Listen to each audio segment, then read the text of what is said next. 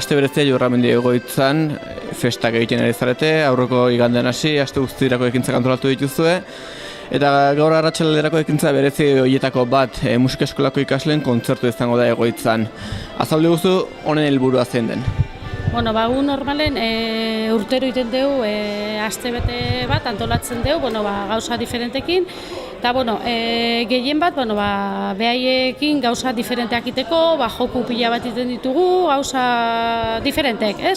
Eta baita ere, aprobetxatzen dugu, zati kanpoko jendea gehiago etortzen da.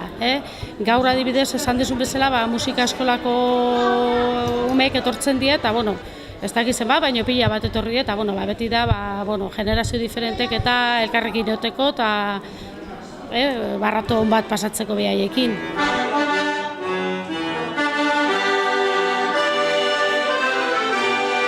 Nik uste dut denontzat importantea izaten dela gauza diferentea aitea, ez?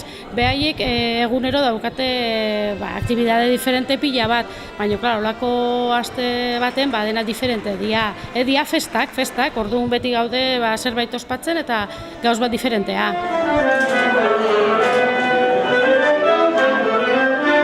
Baina nik uste hemen Tolosan, musika oso importantea dela, ez? Bai gutzat eta bai behaientzat, beak normalen gaina abestik eta esautze dituzte, eta orduan hori oso polita esaten. Eta guain eukidu bain, Lauterretan eukidu bai bere kontzertoa, ez? Jurramendiko korua kantatu ditu abesti batzuk bai, eta bai, nik uste musika oso importantea dela. Bai, denon bizitzan eta behaiena ere bai, dudai gabe.